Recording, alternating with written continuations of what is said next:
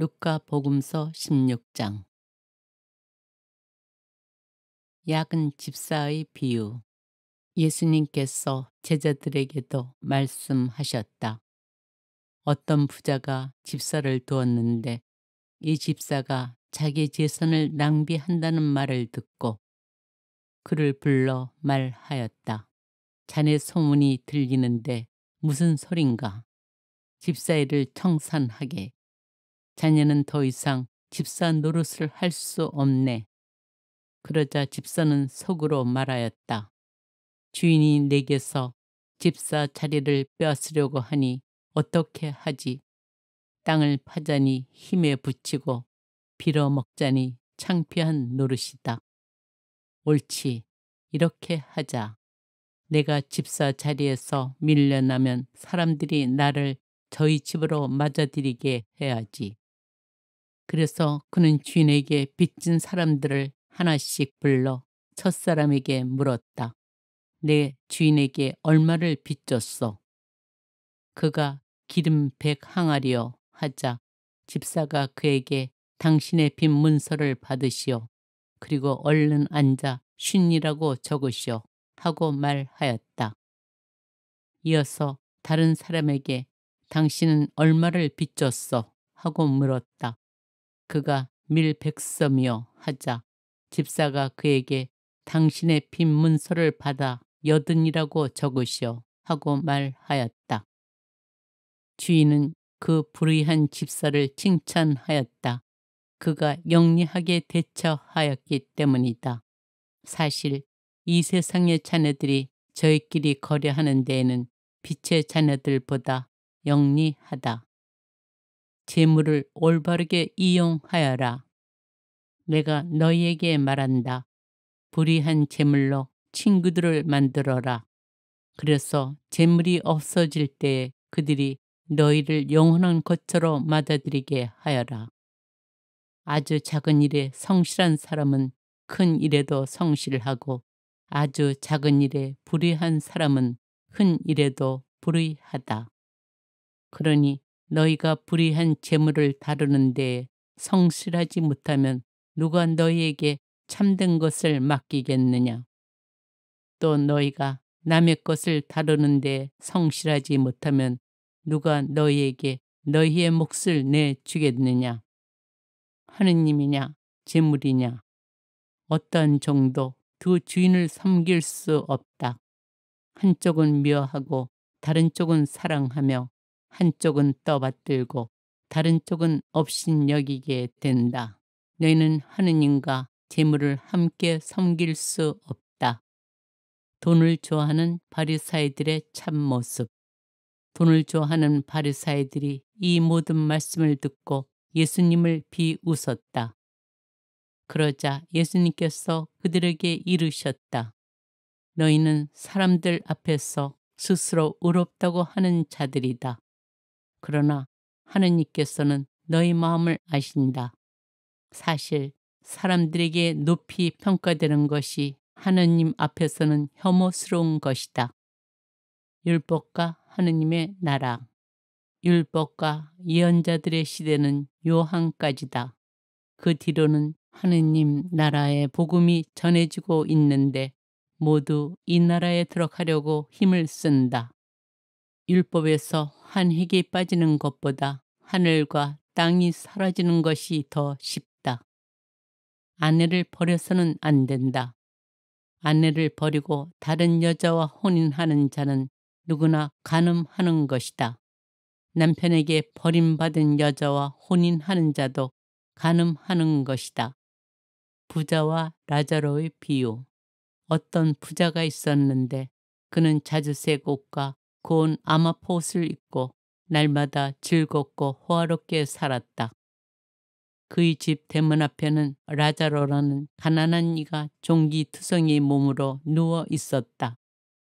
그는 부자의 식탁에서 떨어지는 것으로 배를 채우기를 간절히 바랐다. 그러나 개들까지 와서 그의 종기를 핥곤 하였다. 그러다 그 가난한 이가 죽자 천사들이 그를 아브라함 곁으로 데려갔다. 부자도 죽어 묻혔다. 부자가 저승에서 고통을 받으며 눈을 드니 멀리 아브라함과 그의 곁에 있는 라자로가 보였다. 그래서 그가 소리를 질러 말하였다. 아브라함 할아버지, 저에게 자비를 베풀어 주십시오. 라자로를 보내시어 그 손가락 끝에 물을 찍어 제 혀를 식히게 해 주십시오. 제가 이 불길 속에서 고초를 겪고 있습니다. 그러자 아브라함이 말하였다. 얘야, 너는 살아있는 동안에 좋은 것들을 받았고 라자로는 나쁜 것들을 받았음을 기억하여라. 그래서 그는 이제 여기에서 위로를 받고 너는 고초를 겪는 것이다. 게다가 우리와 너희 사이에는 큰 구렁이 가로놓여 있어 여기에서 너희 쪽으로 건너가려 해도 갈 수 없고 거기에서 우리 쪽으로 건너오려 해도 올 수 없다. 부자가 말하였다. 그렇다면 할아버지, 제발 라자로를 제 아버지 집으로 보내주십시오. 저에게 5 형제가 있는데 라자로가 그들에게 경고하여 그들만은 이 고통스러운 곳에 오지 않게 해 주십시오. 아브라함이 그들에게는 모세와 예언자들이 있으니 그들의 말을 들어야 한다 하고 대답하자 부자가 다시 안 됩니다. 아브라함 할아버지, 죽은 이들 가운데에서 누가 가야 그들이 회개할 것입니다 하였다. 그에게 아브라함이 이렇게 일렀다. 그들이 모세와 예언자들의 말을 듣지 않으면 죽은 이들 가운데서 누가 다시 살아나도 믿지 않을 것이다. 루카복음서 17장. 남을 죄짓게 하지 마라. 예수님께서 제자들에게 이르셨다. 남을 죄짓게 하는 일이 일어나지 않을 수는 없다. 그러나 불행하여라. 그러한 일을 저지르는 자. 이 작은 이들 가운데 하나라도 죄짓게 하는 것보다 연재매를 목에 걸고 바다에 내던져지는 편이 낫다. 너희는 스스로 조심하여라. 내 형제가 죄를 짓거든 꾸짖고 회개하거든 용서하여라. 형제가 죄를 지으면 몇 번이고 용서하여라. 그가 너에게 하루에도 7번 죄를 짓고 7번 돌아와 회개합니다 하면 용서해 주어야 한다. 믿음의 힘. 사도들이 주님께 저희에게 믿음을 더하여 주십시오 하고 말하였다. 그러자 주님께서 이르셨다. 너희가 겨자씨 하나일 만한 믿음이라도 있으면 이 돌무화과 나무더러 뽑혀서 바다에 심겨라 하더라도 그것이 너희에게 복종할 것이다. 겸손하게 섬겨라.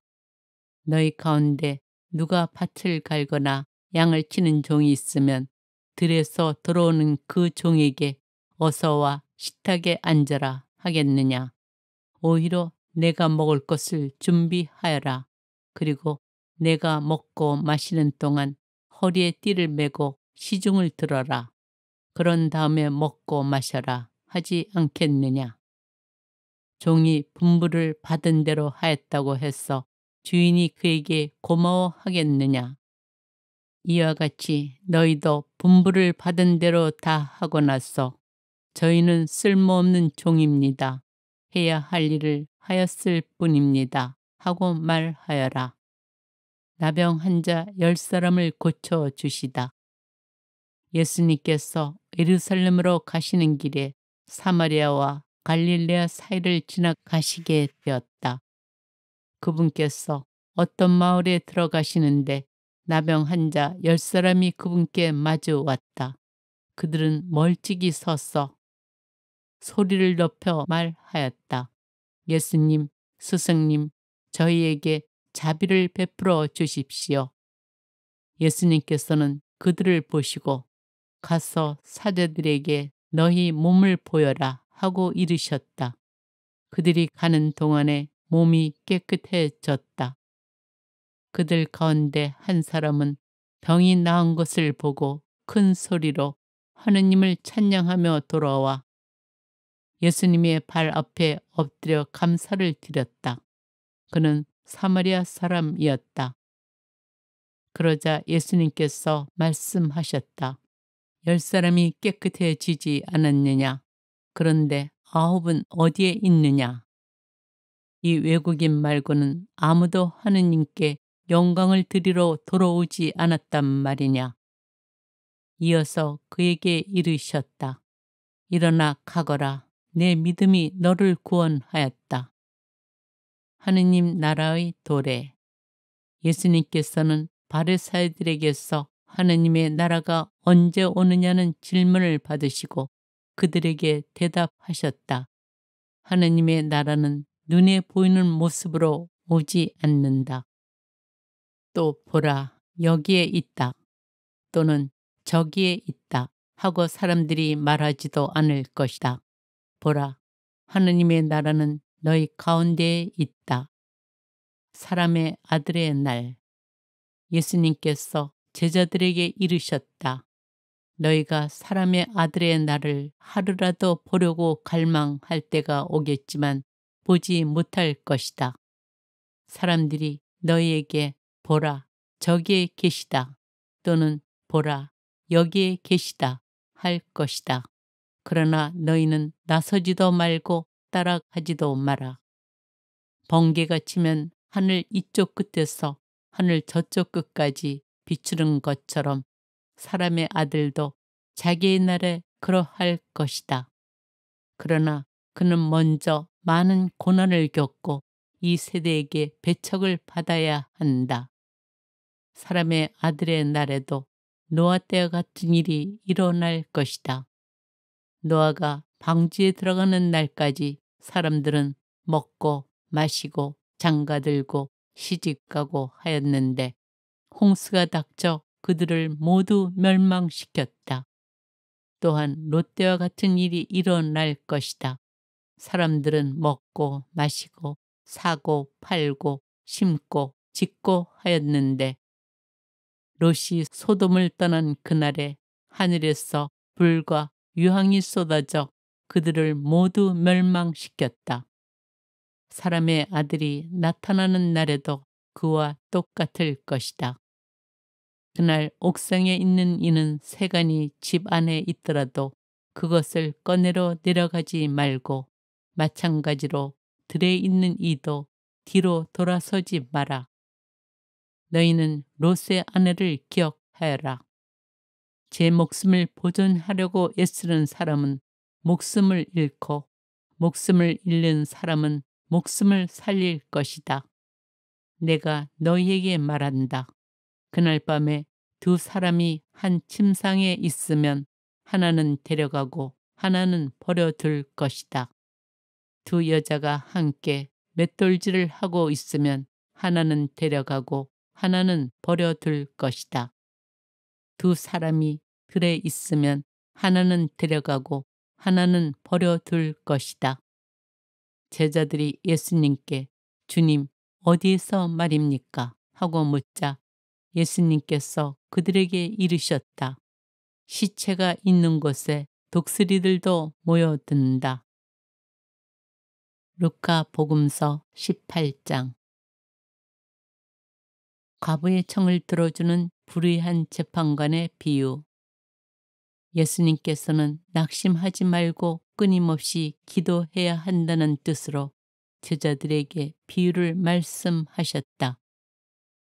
어떤 고을에 하느님도 두려워하지 않고 사람도 대수롭지 않게 여기는 한 재판관이 있었다.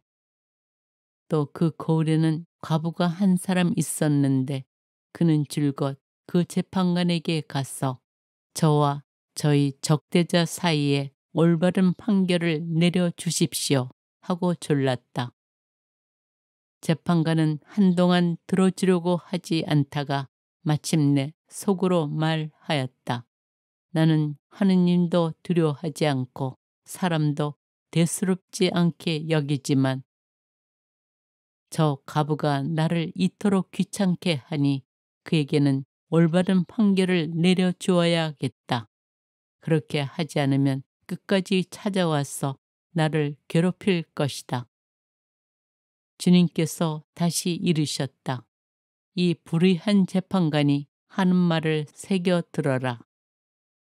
하느님께서 당신께 선택된 이들이 밤낮으로 부르짖는데 그들에게 올바른 판결을 내려주지 않으신 채 그들을 두고 미적거리시겠느냐. 내가 너희에게 말한다. 하느님께서는 그들에게 지체 없이 올바른 판결을 내려주실 것이다. 그러나 사람의 아들이 올 때에 이 세상에서 믿음을 찾아볼 수 있겠느냐. 바르사이와 세리의 비유. 예수님께서는 또 스스로 의롭다고 자신하며 다른 사람들을 업신여기는 자들에게 이 비유를 말씀하셨다. 두 사람이 기도하러 성전에 올라갔다. 한 사람은 바르사이였고 다른 사람은 세리였다. 바르사이는 꼿꼿이 서서 혼잣말로 이렇게 기도하였다.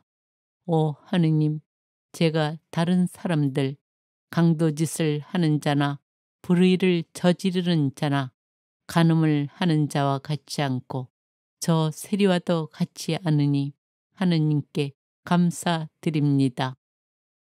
저는 일주일에 2번 단식하고 모든 소득의 11조를 바칩니다. 그러나 세리는 멀찍이 서서 하늘을 향하여 눈을 들 엄두도 내지 못하고 가슴을 치며 말하였다. 오 하느님, 이 죄인을 불쌍히 여겨 주십시오. 내가 너희에게 말한다. 그 바르사이가 아니라 이 세리가 의롭게 되어 집으로 돌아갔다. 누구든지 자신을 높이는 이는 낮아지고 자신을 낮추는 이는 높아질 것이다. 어린이들을 사랑하시다. 사람들이 아이들까지 예수님께 데리고 와서 그들을 쓰다듬어 달라고 하였다.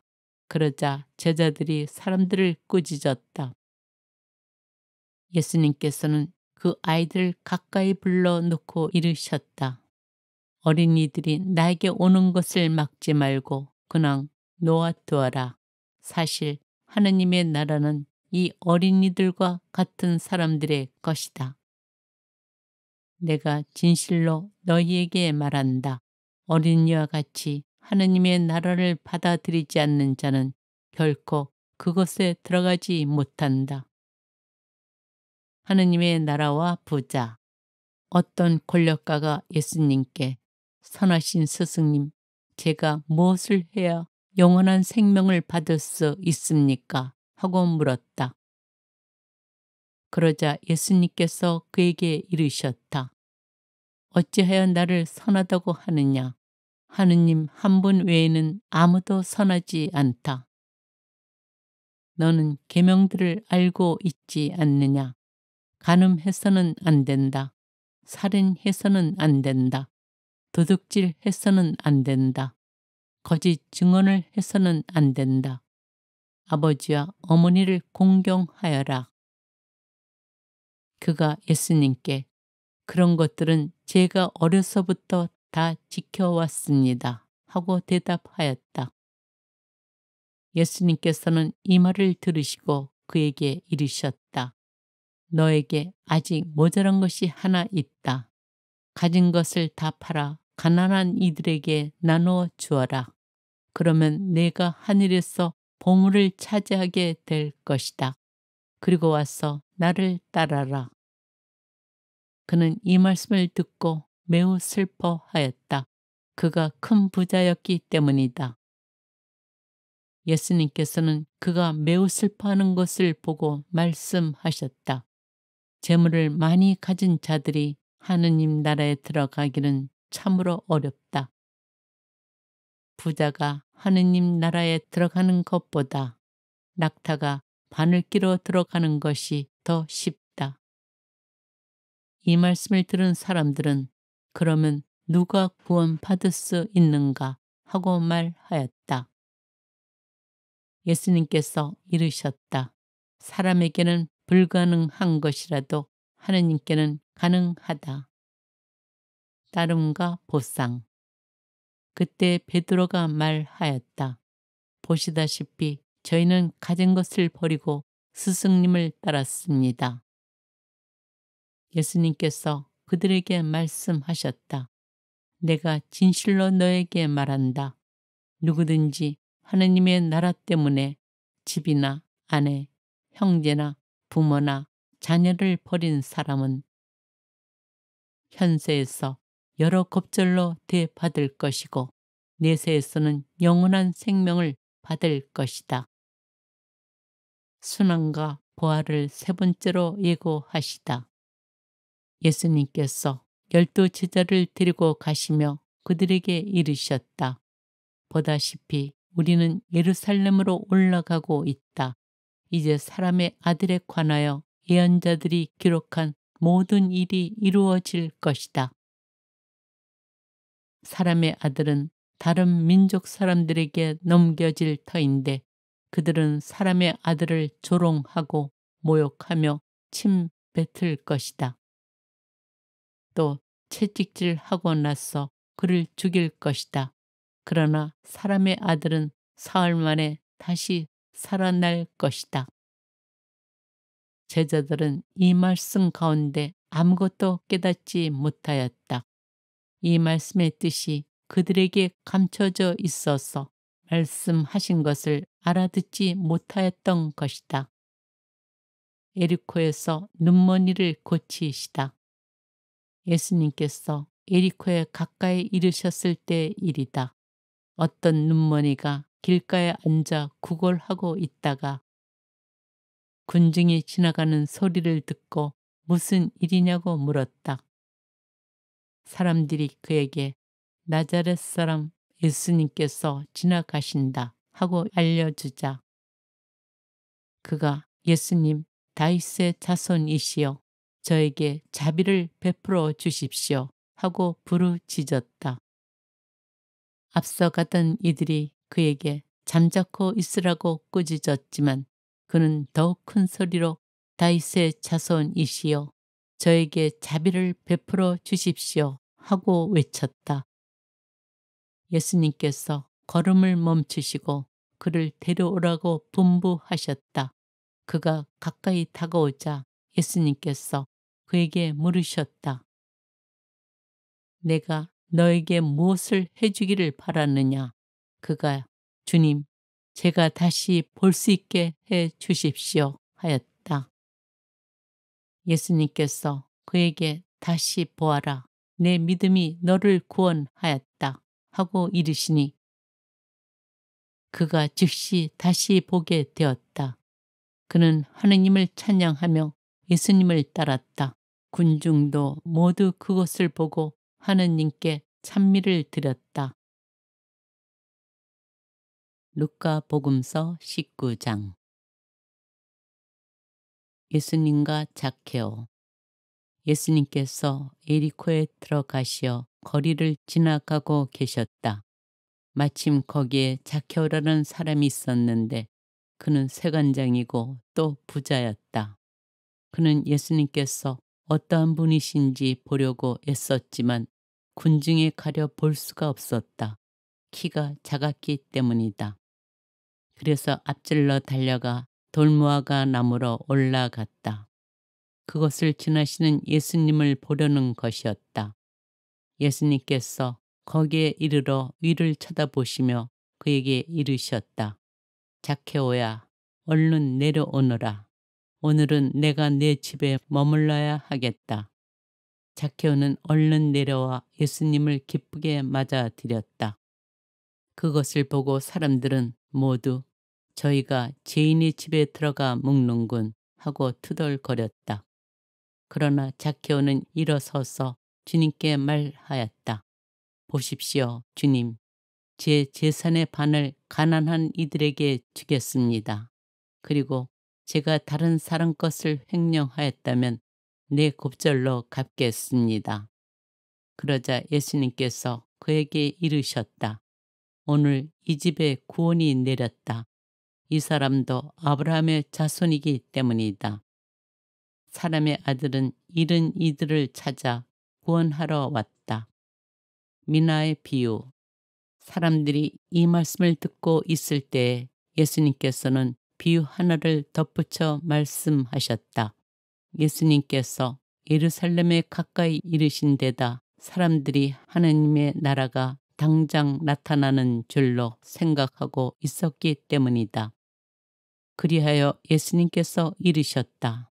어떤 귀족이 왕권을 받아오려고 먼 고장으로 떠나게 되었다. 그래서 그는 종 10사람을 불러 10미나를 나누어 주며 내가 올 때까지 벌이를 하여라 하고 그들에게 일렀다. 그런데 그 나라 백성은 그를 미워하고 있었으므로 사절을 뒤따라 보내어 저희는 이 사람이 저희 임금이 되는 것을 바라지 않습니다 하고 말하게 하였다. 그러나 그는 왕권을 받고 돌아와 자기가 돈을 준 종들이 벌이를 얼마나 하였는지 알아볼 생각으로 그들을 불러오라고 분부하였다. 첫째 종이 들어와서 주인님의 한 미나로 10미나를 벌어드렸습니다 하고 말하였다. 그러자 주인이 그에게 일렀다. 잘하였다. 착한 종아. 내가 아주 작은 일에 성실하였으니 10고을을 다스리는 권한을 가져라.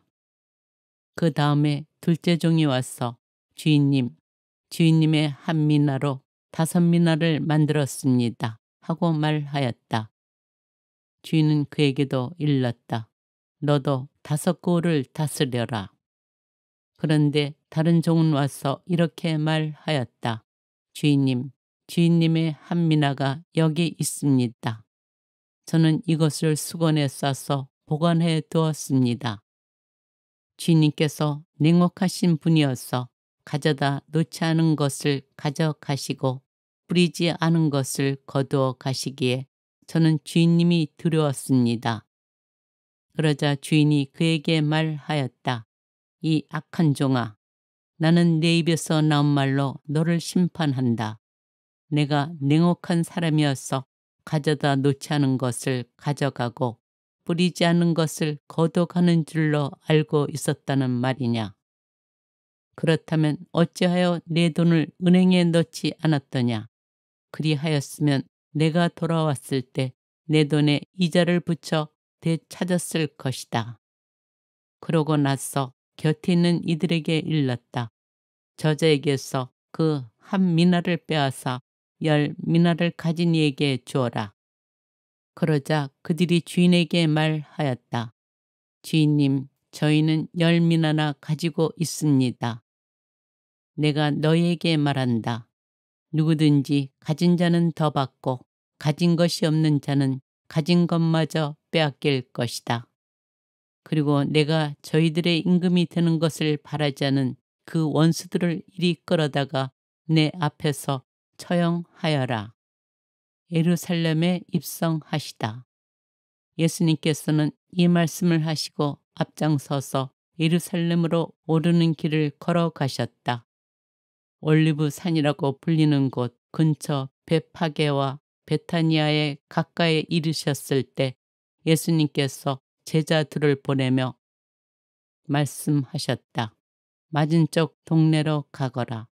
그곳에 들어가면 아직 아무도 탄 적이 없는 어린 낙이 한 마리가 메어 있는 것을 보게 될 것이다. 그것을 풀어 끌고 오너라. 누가 너희에게 왜 푸는 거요? 하고 묻거든 이렇게 대답하여라. 주님께서 필요하시답니다.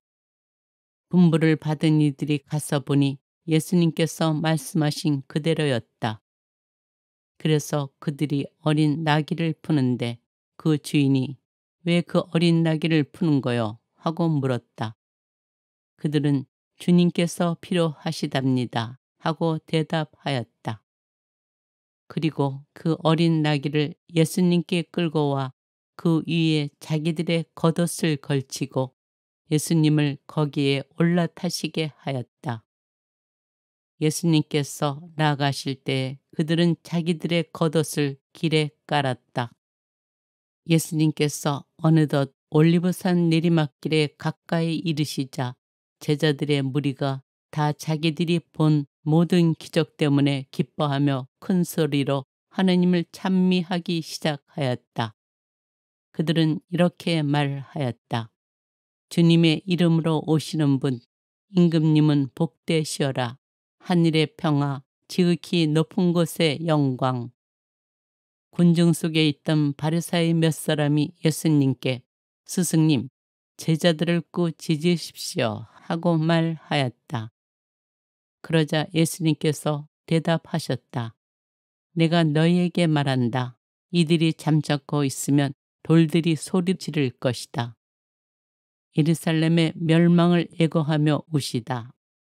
예수님께서 예루살렘에 가까이 이르시어 그 도성을 보고 우시며 말씀하셨다. 오늘 너도 평화를 가져다 주는 것이 무엇인지 알았더라면, 그러나 지금 내 눈에는 그것이 감춰져 있다. 그때가 너에게 닥쳐올 것이다. 그러면 너희 원수들이 내 둘레에 공격 축대를 쌓은 다음 너를 에워싸고 사방에서 조여들 것이다. 그리하여 너와 내 안에 있는 자네들을 땅바닥에 내동댕이 치고 내 안에 돌 하나도 다른 돌 위에 남아있지 않게 만들어 버릴 것이다. 하느님께서 너를 찾아오신 때를 내가 알지 못하였기 때문이다. 성전을 정화하시다. 예수님께서 성전에 들어가시어 물건을 파는 이들을 쫓아내기 시작하시며 그들에게 말씀하셨다. 나의 집은 기도의 집이 될 것이다. 라고 기록되어 있다. 그런데 너희는 이곳을 강도들의 소굴로 만들어 버렸다. 예수님께서는 날마다 성전에서 가르치셨다. 수석 사제들과 율법 학자들과 백성의 지도자들은 예수님을 없앨 방법을 찾았다. 그러나 어떻게 해야 하는지 그 방도를 찾지 못하였다. 온 백성이 그분의 말씀을 듣느라고 곁을 떠나지 않았기 때문이다. 루카 복음서 20장. 예수님의 고난을 문제 삼다. 예수님께서 어느 날 성전에서 백성을 가르치시며 복음을 전하고 계시는데 수석 사제들과 율법 학자들이 원로들과 함께 다가와 예수님께 말하였다. 당신이 무슨 권한으로 이런 일을 하는지, 또 당신에게 그러한 권한을 준 이가 누구인지 말해 보시오. 그러자 예수님께서 그들에게 말씀하셨다. 나도 너희에게 한 가지 물을 터이니 대답해 보아라. 요한의 세례가 하늘에서 온 것이냐 아니면 사람에게서 온 것이냐. 그들은 저희끼리 서로 의논하였다. 하늘에서 왔다 하면 어찌하여 그를 믿지 않았느냐 하고 말할 것이요. 그렇다고 사람에게서 왔다 하면 온 백성이 요한을 예언자로 확신하고 있으니 그들이 돌을 던져 우리를 죽일 것이요. 그래서 그들은 어디에서 왔는지 모른다고 대답하였다. 그러자 예수님께서 그들에게 말씀하셨다. 나도 무슨 권한으로 이런 일을 하는지 너에게 말하지 않겠다. 포도밭 소작인의 비유. 예수님께서 백성에게 이 비유를 말씀하기 시작하셨다. 어떤 사람이 포도밭을 잃고 소작인들에게 내주고 오랫동안 멀리 떠나 있었다. 포도철이 되자 그는 소작인들에게 종 하나를 보내어 포도밭 소칠에서 얼마를 내놓으라고 하였다. 그런데 소작인들은 그를 매질하고서는 빈손으로 돌려보냈다. 주인이 또 다른 종을 보냈지만 그들은 그 종도 매질하고 모욕하고 나서 빈손으로 돌려보냈다. 그리고 또 세 번째 종을 보냈더니 그들은 그 종도 상처를 입히고 내쫓아 버렸다. 그래서 포도밭 주인은 어떻게 할까? 사랑하는 내 아들을 보내야겠다. 내 아들이야 존중해 주겠지 하고 말하였다. 그러나 소적인들은 그 아들을 보자 저자가 상속자다. 저자를 죽여버리자. 그러면 이 상속 재산이 우리 차지가 될 것이다. 하고 서로 의논하면서 그를 포도밭 밖으로 던져 죽여버렸다. 그러니 포도밭 주인은 그들을 어떻게 하겠느냐. 그는 돌아와 그 소작인들을 없애버리고 포도밭을 다른 이들에게 줄 것이다. 사람들이 이 말씀을 듣고 그런 일은 있을 수 없습니다. 하고 말하였다. 그러자 예수님께서 그들을 똑바로 보시며 말씀하셨다. 그러면 이렇게 기록된 말씀은 무슨 뜻이냐? 집 짓는 이들이 내버린 돌, 그 돌이 모퉁이의 머릿돌이 되었네. 그 돌 위에 떨어지는 자는 누구나 부서지고 그 돌에 맞는 자는 누구나 으스러질 것이다. 율법 학자들과 수석 사제들은 예수님께서 자기들을 두고 이 비유를 말씀하신 것을 알아차리고 당장 예수님께 손을 대려고 하였으나 백성이 두려웠다. 황제에게 세금을 내는 문제. 그리하여 그들은 기회를 엿보다가 선량한 사람처럼 꾸민 앞잡이들을 보내어 예수님의 말씀을 빌미로 그분을 붙잡게 하였다. 예수님을 직권과 사법권을 가진 총독에게 넘기려는 것이었다. 그들이 예수님께 물었다. 스승님, 저희는 스승님께서 올바르게 말씀하시고 가르치시며 사람을 그 신분에 따라 가리지 않으시고 하느님의 길을 참되게 가르치신다는 것을 압니다.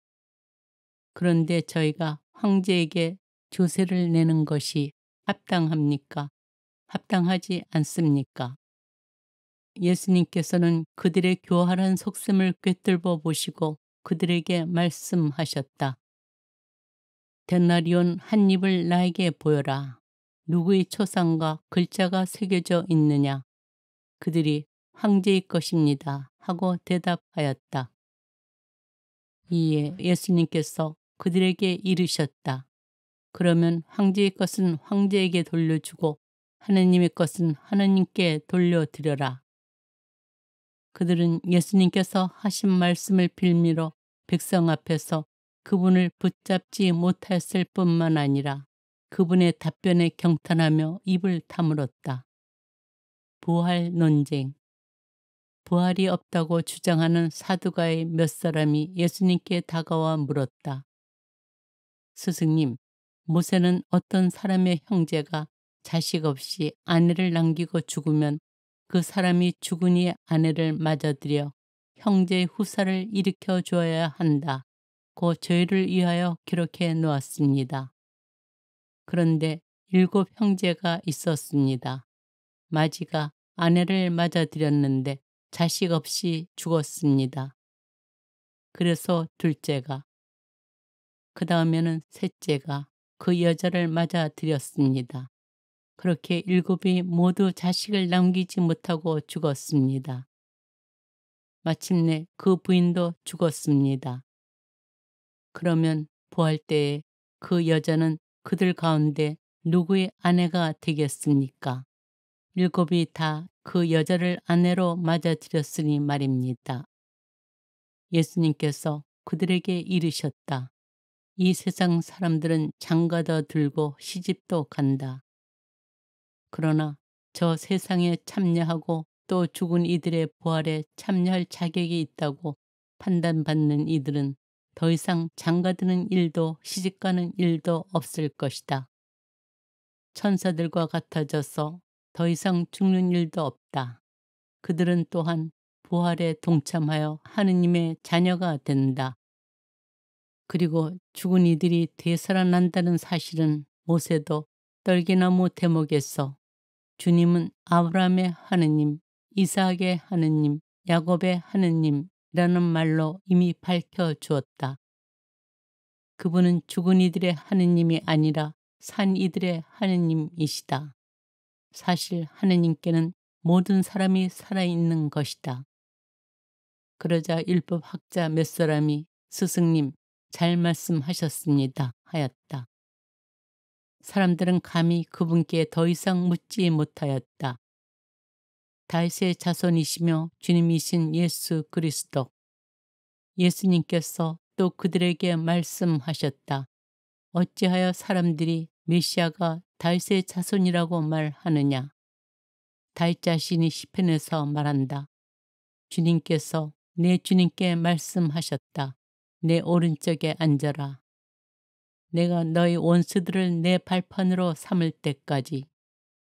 이렇게 다윗이 메시아를 주님이라고 부르는데 어떻게 메시아가 다윗의 자손이 되느냐. 율법 학자들을 조심하여라. 예수님께서는 모든 백성이 듣고 있는 가운데 제자들에게 이르셨다. 율법 학자들을 경계하여라. 그들은 긴 겉옷을 입고 나다내기를 즐기고 장터에서 인사받기를 좋아하며 회당에서는 높은 자리를, 잔치 때에는 윗자리를 좋아한다. 그들은 과부들의 가산을 등쳐 먹으면서 남에게 보이려고 기도는 길게 한다. 이러한 자들은 더욱 엄중히 단죄를 받을 것이다.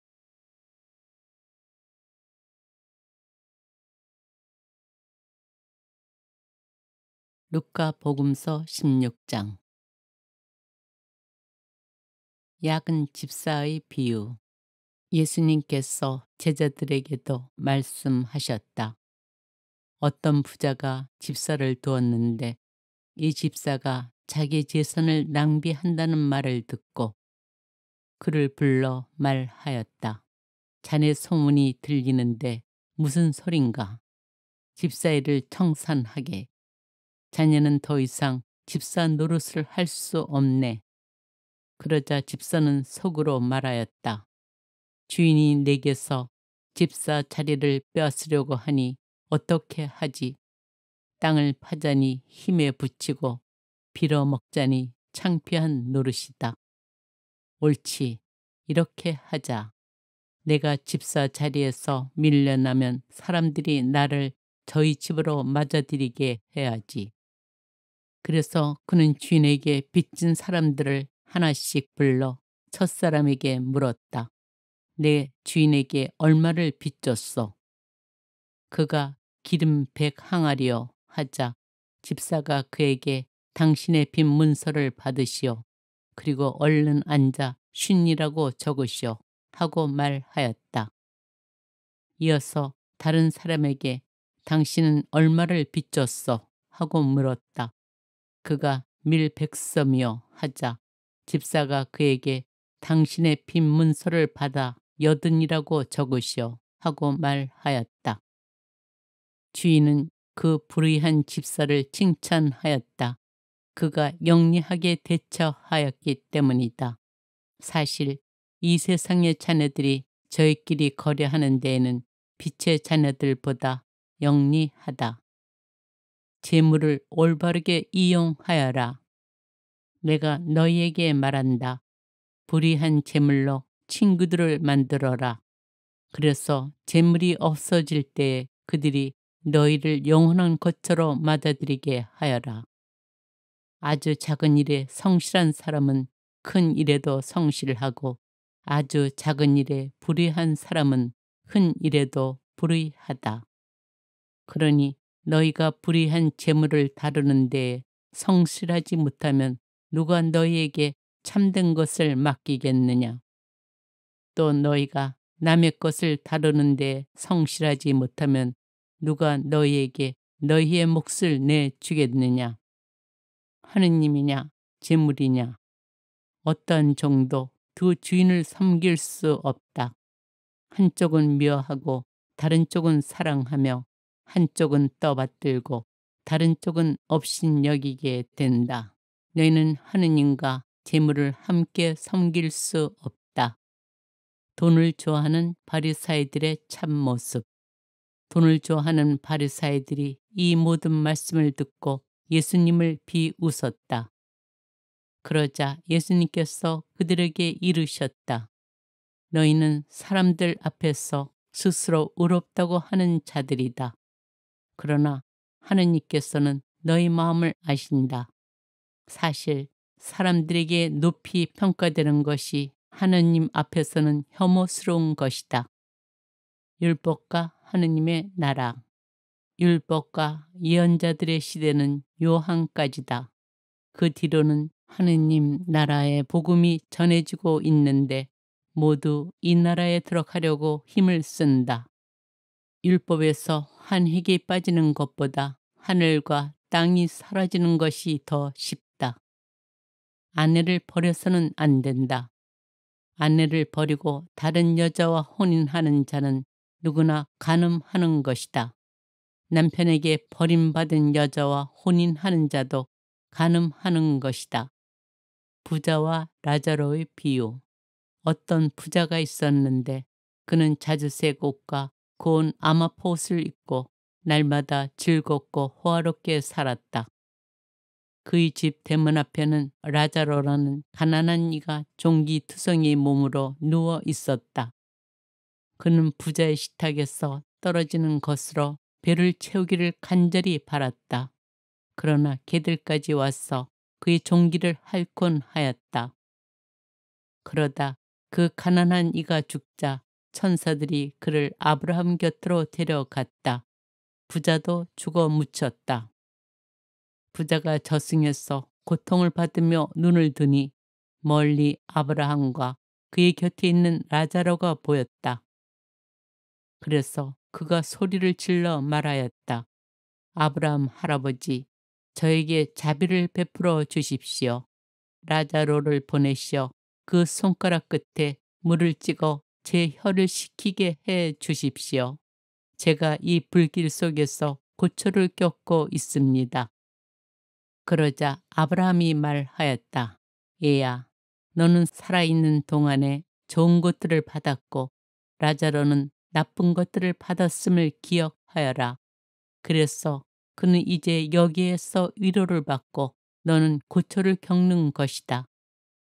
게다가 우리와 너희 사이에는 큰 구렁이 가로놓여 있어 여기에서 너희 쪽으로 건너가려 해도 갈 수 없고 거기에서 우리 쪽으로 건너오려 해도 올 수 없다. 부자가 말하였다. 그렇다면 할아버지, 제발 라자로를 제 아버지 집으로 보내주십시오. 저에게 5 형제가 있는데 라자로가 그들에게 경고하여 그들만은 이 고통스러운 곳에 오지 않게 해 주십시오.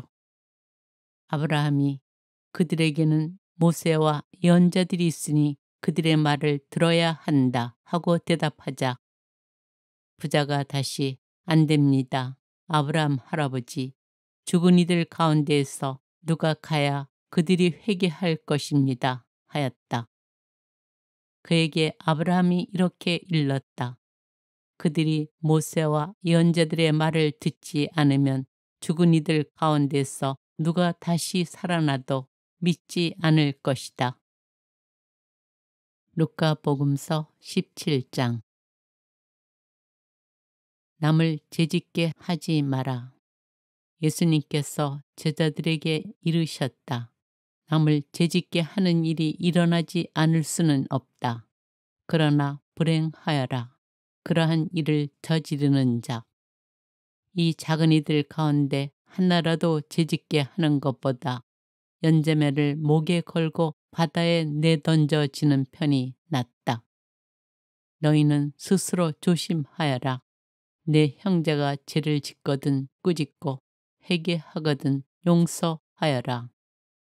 형제가 죄를 지으면 몇 번이고 용서하여라.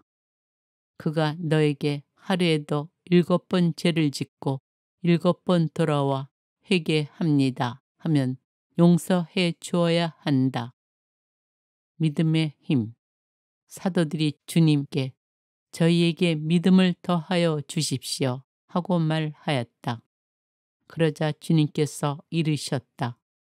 너희가 겨자씨 하나일 만한 믿음이라도 있으면 이 돌무화과 나무더러 뽑혀서 바다에 심겨라 하더라도 그것이 너희에게 복종할 것이다. 겸손하게 섬겨라. 너희 가운데 누가 밭을 갈거나 양을 치는 종이 있으면 들에서 들어오는 그 종에게 어서와 식탁에 앉아라 하겠느냐. 오히려 내가 먹을 것을 준비하여라. 그리고 내가 먹고 마시는 동안 허리에 띠를 메고 시중을 들어라. 그런 다음에 먹고 마셔라 하지 않겠느냐. 종이 분부를 받은 대로 하였다고 해서 주인이 그에게 고마워하겠느냐. 이와 같이 너희도 분부를 받은 대로 다 하고 나서 저희는 쓸모없는 종입니다. 해야 할 일을 하였을 뿐입니다. 하고 말하여라. 나병 환자 10사람을 고쳐주시다. 예수님께서 예루살렘으로 가시는 길에 사마리아와 갈릴레아 사이를 지나가시게 되었다. 그분께서 어떤 마을에 들어가시는데 나병 환자 10사람이 그분께 마주 왔다. 그들은 멀찍이 서서 소리를 높여 말하였다. 예수님, 스승님, 저희에게 자비를 베풀어 주십시오. 예수님께서는 그들을 보시고 가서 사제들에게 너희 몸을 보여라 하고 이르셨다. 그들이 가는 동안에 몸이 깨끗해졌다. 그들 가운데 한 사람은 병이 나은 것을 보고 큰 소리로 하느님을 찬양하며 돌아와 예수님의 발 앞에 엎드려 감사를 드렸다. 그는 사마리아 사람이었다. 그러자 예수님께서 말씀하셨다. 10사람이 깨끗해지지 않았느냐? 그런데 9은 어디에 있느냐? 이 외국인 말고는 아무도 하느님께 영광을 드리러 돌아오지 않았단 말이냐? 이어서 그에게 이르셨다. 일어나 가거라. 내 믿음이 너를 구원하였다. 하느님 나라의 도래. 예수님께서는 바리사이들에게서 하느님의 나라가 언제 오느냐는 질문을 받으시고 그들에게 대답하셨다. 하느님의 나라는 눈에 보이는 모습으로 오지 않는다. 또 보라, 여기에 있다. 또는 저기에 있다 하고 사람들이 말하지도 않을 것이다. 보라, 하느님의 나라는 너희 가운데에 있다. 사람의 아들의 날. 예수님께서 제자들에게 이르셨다. 너희가 사람의 아들의 날을 하루라도 보려고 갈망할 때가 오겠지만 보지 못할 것이다. 사람들이 너희에게 보라, 저기에 계시다. 또는 보라, 여기에 계시다 할 것이다. 그러나 너희는 나서지도 말고 따라가지도 마라. 번개가 치면 하늘 이쪽 끝에서 하늘 저쪽 끝까지 비추는 것처럼 사람의 아들도 자기의 날에 그러할 것이다. 그러나 그는 먼저 많은 고난을 겪고 이 세대에게 배척을 받아야 한다. 사람의 아들의 날에도 노아 때와 같은 일이 일어날 것이다. 노아가 방주에 들어가는 날까지 사람들은 먹고 마시고 장가들고 시집가고 하였는데 홍수가 닥쳐 그들을 모두 멸망시켰다. 또한 롯데와 같은 일이 일어날 것이다. 사람들은 먹고 마시고 사고 팔고 심고 짓고 하였는데 롯이 소돔을 떠난 그날에 하늘에서 불과 유황이 쏟아져 그들을 모두 멸망시켰다. 사람의 아들이 나타나는 날에도 그와 똑같을 것이다. 그날 옥상에 있는 이는 세간이 집 안에 있더라도 그것을 꺼내러 내려가지 말고 마찬가지로 들에 있는 이도 뒤로 돌아서지 마라. 너희는 롯의 아내를 기억하여라. 제 목숨을 보존하려고 애쓰는 사람은 목숨을 잃고 목숨을 잃는 사람은 목숨을 살릴 것이다. 내가 너희에게 말한다. 그날 밤에 두 사람이 한 침상에 있으면 하나는 데려가고 하나는 버려둘 것이다. 두 여자가 함께 맷돌질을 하고 있으면 하나는 데려가고 하나는 버려둘 것이다. 두 사람이 들에 있으면 하나는 데려가고 하나는 버려둘 것이다. 제자들이 예수님께 주님 어디에서 말입니까? 하고 묻자 예수님께서 그들에게 이르셨다. 시체가 있는 곳에 독수리들도 모여든다. 루카 복음서 18장. 과부의 청을 들어주는 불의한 재판관의 비유.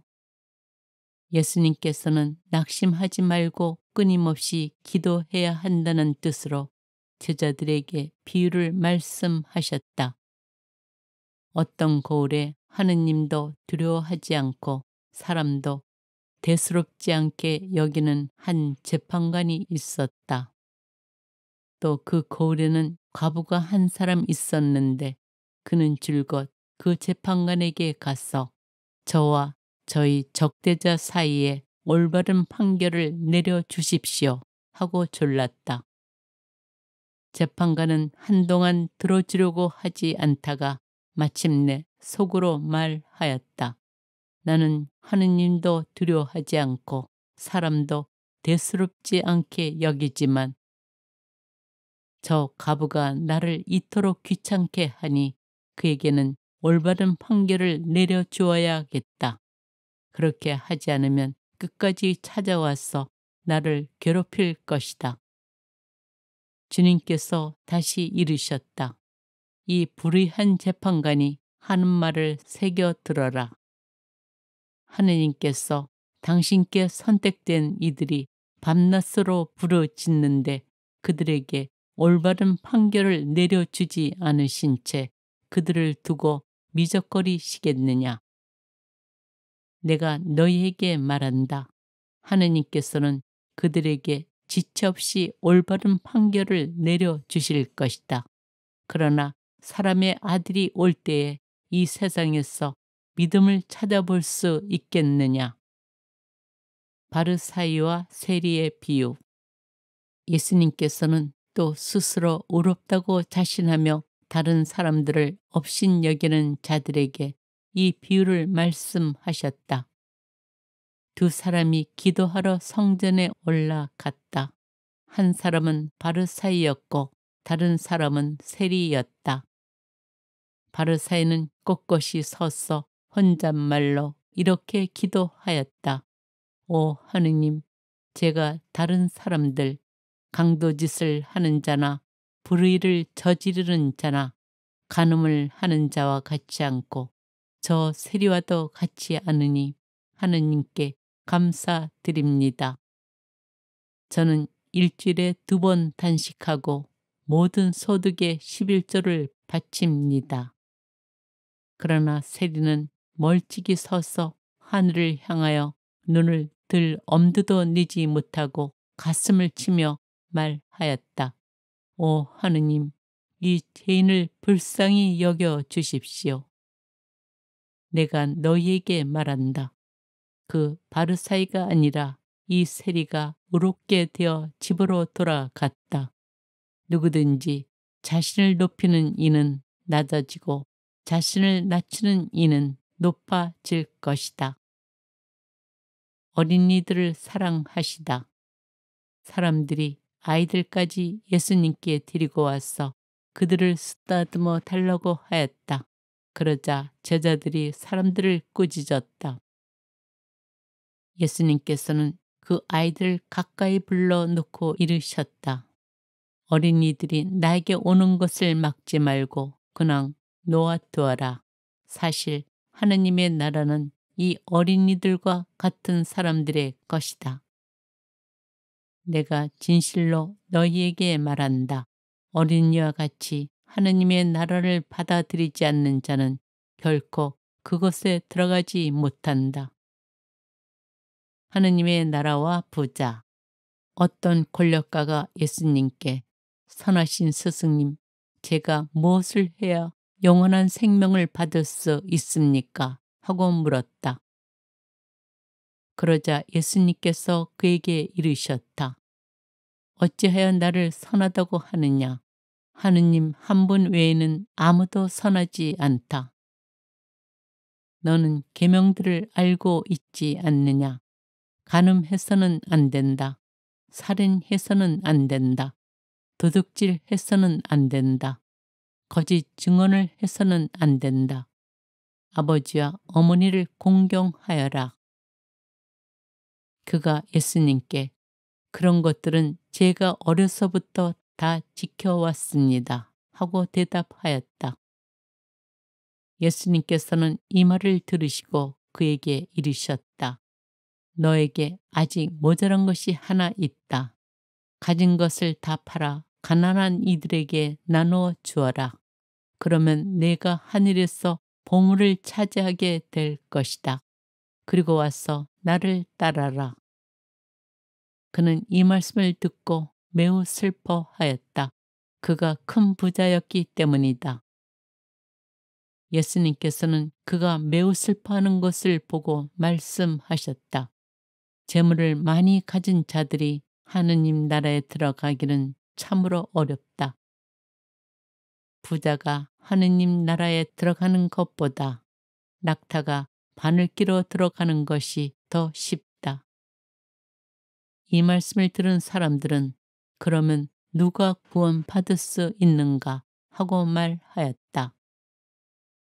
예수님께서 이르셨다. 사람에게는 불가능한 것이라도 하느님께는 가능하다. 따름과 보상. 그때 베드로가 말하였다. 보시다시피 저희는 가진 것을 버리고 스승님을 따랐습니다. 예수님께서 그들에게 말씀하셨다. 내가 진실로 너에게 말한다.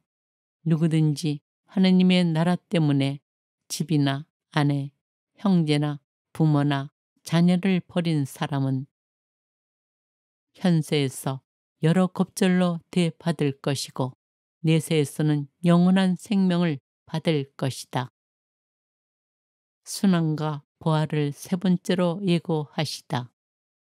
예수님께서 12 제자를 데리고 가시며 그들에게 이르셨다. 보다시피 우리는 예루살렘으로 올라가고 있다. 이제 사람의 아들에 관하여 예언자들이 기록한 모든 일이 이루어질 것이다. 사람의 아들은 다른 민족 사람들에게 넘겨질 터인데 그들은 사람의 아들을 조롱하고 모욕하며 침 뱉을 것이다. 또 채찍질하고 나서 그를 죽일 것이다. 그러나 사람의 아들은 사흘 만에 다시 살아날 것이다. 제자들은 이 말씀 가운데 아무것도 깨닫지 못하였다. 이 말씀의 뜻이 그들에게 감춰져 있어서 말씀하신 것을 알아듣지 못하였던 것이다. 에리코에서 눈먼이를 고치시다. 예수님께서 에리코에 가까이 이르셨을 때 일이다. 어떤 눈먼이가 길가에 앉아 구걸하고 있다가 군중이 지나가는 소리를 듣고 무슨 일이냐고 물었다. 사람들이 그에게 나자렛 사람 예수님께서 지나가신다 하고 알려주자 그가 예수님 다윗의 자손이시여 저에게 자비를 베풀어 주십시오 하고 부르짖었다. 앞서가던 이들이 그에게 잠자코 있으라고 꾸짖었지만 그는 더욱 큰 소리로 다윗의 자손이시여 저에게 자비를 베풀어 주십시오 하고 외쳤다. 예수님께서 걸음을 멈추시고 그를 데려오라고 분부하셨다. 그가 가까이 다가오자 예수님께서 그에게 물으셨다. 내가 너에게 무엇을 해주기를 바라느냐? 그가 주님, 제가 다시 볼 수 있게 해 주십시오 하였다. 예수님께서 그에게 다시 보아라. 내 믿음이 너를 구원하였다 하고 이르시니 그가 즉시 다시 보게 되었다. 그는 하느님을 찬양하며 예수님을 따랐다. 군중도 모두 그것을 보고 하느님께 찬미를 드렸다. 루카 복음서 19장 예수님과 zak케오.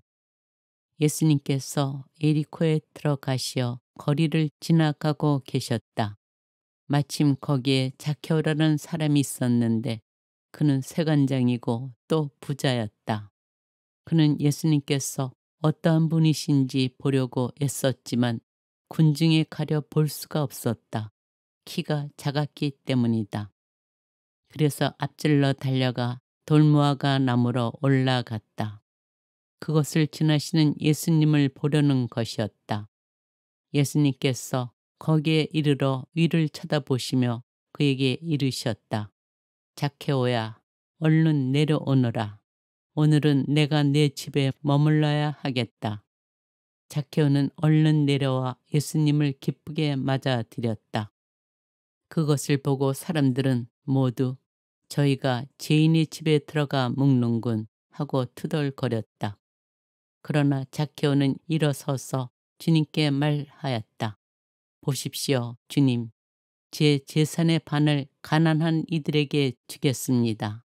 그리고 제가 다른 사람 것을 횡령하였다면 내 곱절로 갚겠습니다. 그러자 예수님께서 그에게 이르셨다. 오늘 이 집에 구원이 내렸다. 이 사람도 아브라함의 자손이기 때문이다. 사람의 아들은 잃은 이들을 찾아 구원하러 왔다. 미나의 비유. 사람들이 이 말씀을 듣고 있을 때 예수님께서는 비유 하나를 덧붙여 말씀하셨다. 예수님께서 예루살렘에 가까이 이르신 데다 사람들이 하나님의 나라가 당장 나타나는 줄로 생각하고 있었기 때문이다. 그리하여 예수님께서 이르셨다. 어떤 귀족이 왕권을 받아오려고 먼 고장으로 떠나게 되었다. 그래서 그는 종 10사람을 불러 10미나를 나누어 주며 내가 올 때까지 벌이를 하여라 하고 그들에게 일렀다. 그런데 그 나라 백성은 그를 미워하고 있었으므로 사절을 뒤따라 보내어 저희는 이 사람이 저희 임금이 되는 것을 바라지 않습니다 하고 말하게 하였다.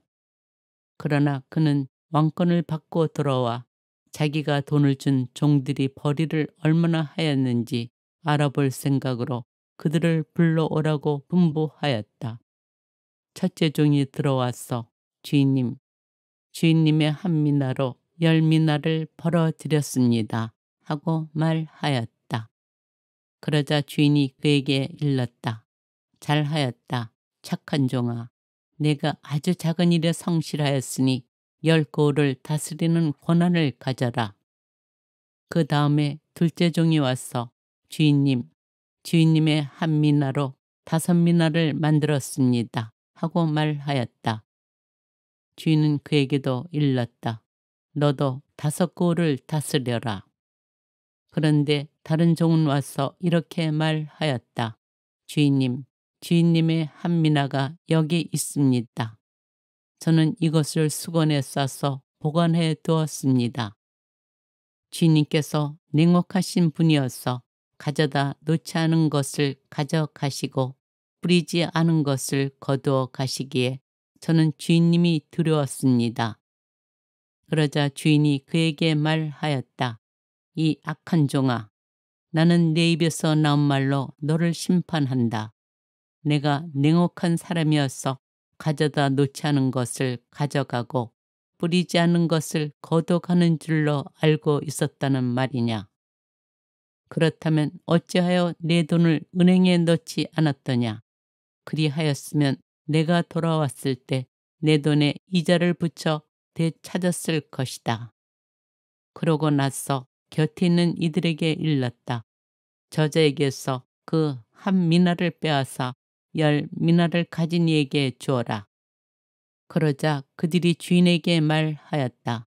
주인님, 저희는 10미나나 가지고 있습니다. 내가 너희에게 말한다. 누구든지 가진 자는 더 받고 가진 것이 없는 자는 가진 것마저 빼앗길 것이다. 그리고 내가 저희들의 임금이 되는 것을 바라지 않은 그 원수들을 이리 끌어다가 내 앞에서 처형하여라. 예루살렘에 입성하시다. 예수님께서는 이 말씀을 하시고 앞장서서 예루살렘으로 오르는 길을 걸어가셨다.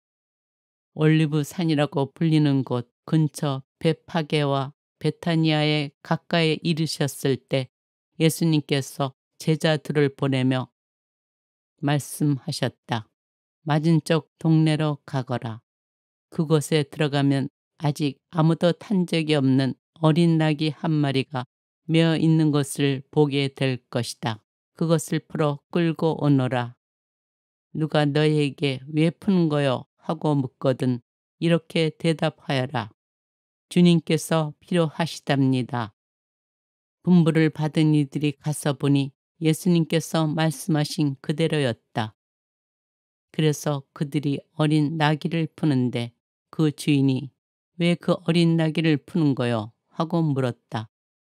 그들은 주님께서 필요하시답니다. 하고 대답하였다.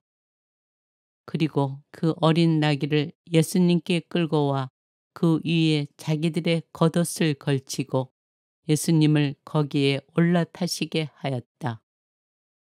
예수님께서 나아가실 때 그들은 자기들의 겉옷을 길에 깔았다.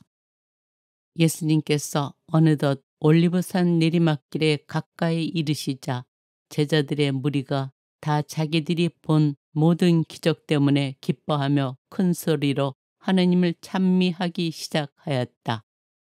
그들은 이렇게 말하였다. 주님의 이름으로 오시는 분, 임금님은 복되시어라. 하늘의 평화, 지극히 높은 곳의 영광. 군중 속에 있던 바리사의 몇 사람이 예수님께 스승님, 제자들을 꾸짖으십시오 하고 말하였다. 그러자 예수님께서 대답하셨다. 내가 너희에게 말한다. 이들이 잠자코 있으면 돌들이 소리 지를 것이다. 예루살렘의 멸망을 애고하며 우시다.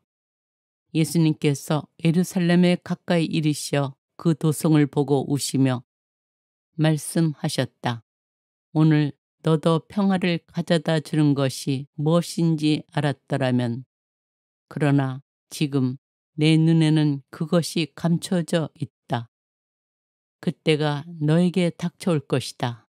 그러면 너희 원수들이 내 둘레에 공격 축대를 쌓은 다음 너를 에워싸고 사방에서 조여들 것이다.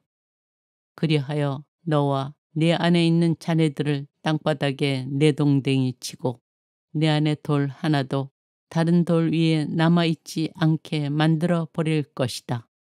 하느님께서 너를 찾아오신 때를 내가 알지 못하였기 때문이다. 성전을 정화하시다. 예수님께서 성전에 들어가시어 물건을 파는 이들을 쫓아내기 시작하시며 그들에게 말씀하셨다. 나의 집은 기도의 집이 될 것이다. 라고 기록되어 있다. 그런데 너희는 이곳을 강도들의 소굴로 만들어 버렸다. 예수님께서는 날마다 성전에서 가르치셨다. 수석 사제들과 율법 학자들과 백성의 지도자들은 예수님을 없앨 방법을 찾았다. 그러나 어떻게 해야 하는지 그 방도를 찾지 못하였다. 온 백성이 그분의 말씀을 듣느라고 곁을 떠나지 않았기 때문이다. 루카 복음서 20장. 예수님의 고난을 문제 삼다. 예수님께서 어느 날 성전에서 백성을 가르치시며 복음을 전하고 계시는데 수석 사제들과 율법 학자들이 원로들과 함께 다가와 예수님께 말하였다. 당신이 무슨 권한으로 이런 일을 하는지 또 당신에게 그러한 권한을 준 이가 누구인지 말해 보시오. 그러자 예수님께서 그들에게 말씀하셨다. 나도 너희에게 한 가지 물을 터이니 대답해 보아라. 요한의 세례가 하늘에서 온 것이냐 아니면 사람에게서 온 것이냐.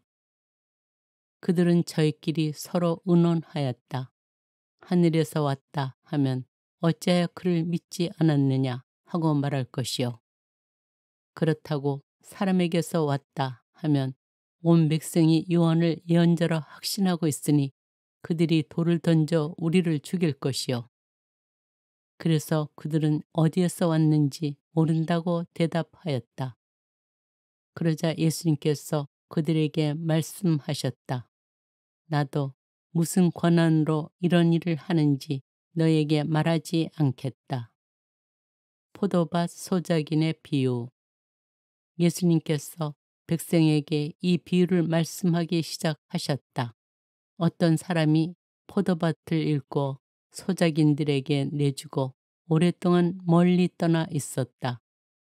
포도철이 되자 그는 소작인들에게 종 하나를 보내어 포도밭 소칠에서 얼마를 내놓으라고 하였다. 그런데 소작인들은 그를 매질하고서는 빈손으로 돌려보냈다. 주인이 또 다른 종을 보냈지만 그들은 그 종도 매질하고 모욕하고 나서 빈손으로 돌려보냈다. 그리고 또 세 번째 종을 보냈더니 그들은 그 종도 상처를 입히고 내쫓아 버렸다.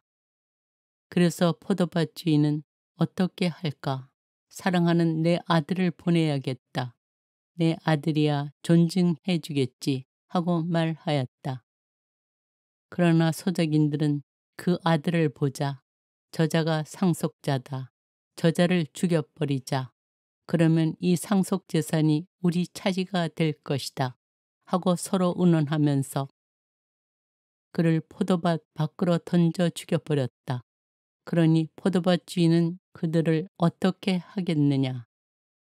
그는 돌아와 그 소작인들을 없애버리고 포도밭을 다른 이들에게 줄 것이다.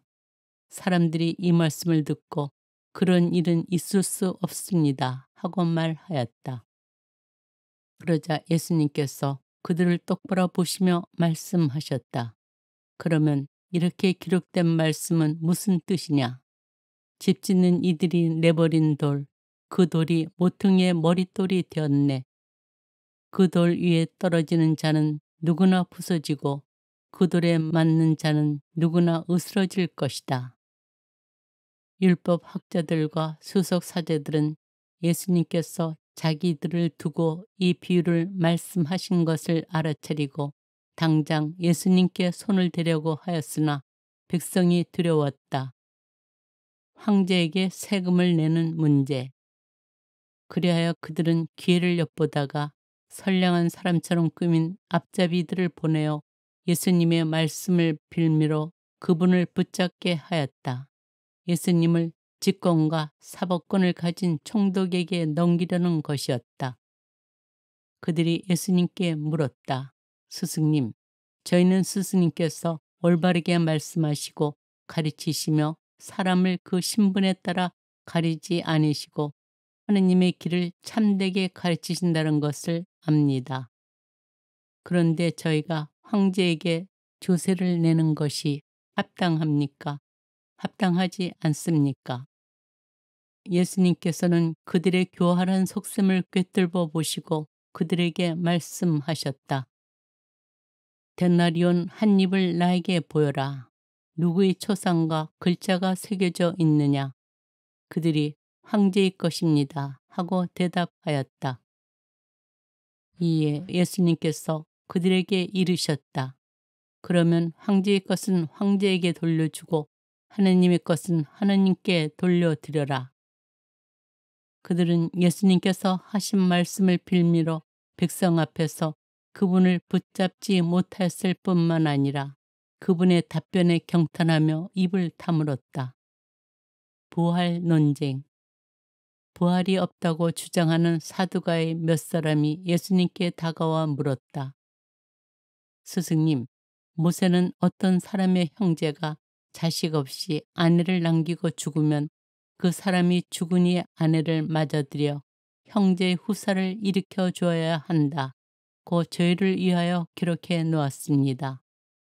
그런데 7 형제가 있었습니다. 마지가 아내를 맞아들였는데 자식 없이 죽었습니다. 그래서 둘째가 그 다음에는 셋째가 그 여자를 맞아들였습니다. 그렇게 7이 모두 자식을 남기지 못하고 죽었습니다.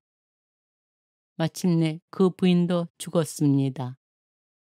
그러면 부활 때에 그 여자는 그들 가운데 누구의 아내가 되겠습니까? 7이 다 그 여자를 아내로 맞아들였으니 말입니다. 예수님께서 그들에게 이르셨다. 이 세상 사람들은 장가도 들고 시집도 간다. 그러나 저 세상에 참여하고 또 죽은 이들의 부활에 참여할 자격이 있다고 판단받는 이들은 더 이상 장가드는 일도 시집가는 일도 없을 것이다. 천사들과 같아져서 더 이상 죽는 일도 없다. 그들은 또한 부활에 동참하여 하느님의 자녀가 된다. 그리고 죽은 이들이 되살아난다는 사실은 모세도 떨기나무 대목에서 주님은 아브라함의 하느님, 이삭의 하느님, 야곱의 하느님이라는 말로 이미 밝혀주었다. 그분은 죽은 이들의 하느님이 아니라 산 이들의 하느님이시다. 사실 하느님께는 모든 사람이 살아있는 것이다. 그러자 율법학자 몇 사람이 스승님 잘 말씀하셨습니다 하였다. 사람들은 감히 그분께 더 이상 묻지 못하였다.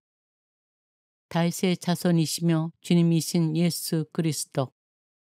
예수님께서 또 그들에게 말씀하셨다. 어찌하여 사람들이 메시아가 다윗의 자손이라고 말하느냐. 다윗 자신이 시편에서 말한다. 주님께서 내 주님께 말씀하셨다. 내 오른쪽에 앉아라. 내가 너희 원수들을 내 발판으로 삼을 때까지. 이렇게 다윗이 메시아를 주님이라고 부르는데 어떻게 메시아가 다윗의 자손이 되느냐. 율법학자들을 조심하여라. 예수님께서는 모든 백성이 듣고 있는 가운데 제자들에게 이르셨다. 율법학자들을 경계하여라.